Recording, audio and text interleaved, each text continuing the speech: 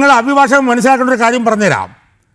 കഴിഞ്ഞ വർഷം സെപ്റ്റംബർ 26 ഈ പറയുന്ന എന്നെ പോലീസ് അറസ്റ്റ് ചെയ്യുന്നു. എന്തിനാണെന്നറിയാവോ? അഭിഭാഷക അറിയാവോ?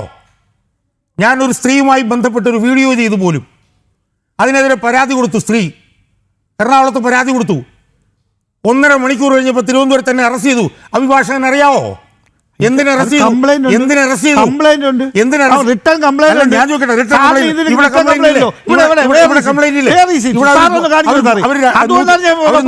വിളിച്ചു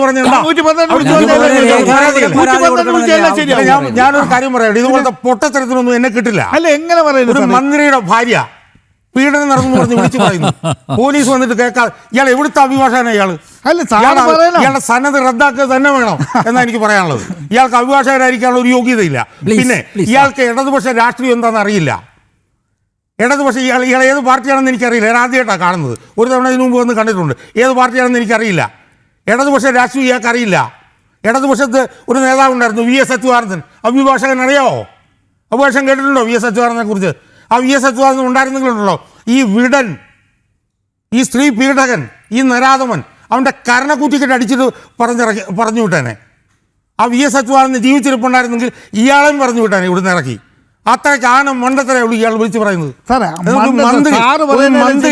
ഒരു മന്ത്രിയുടെ ഭാര്യ പോലീസിന് വിളിച്ചു പറഞ്ഞിട്ട് പോലീസ് വന്നിട്ട് ഇടപെടാതെ പോവുക. അതിനെ ന്യായീകരിക്കുക ഇയാൾ ഇവിടെ കയറി. അല്ല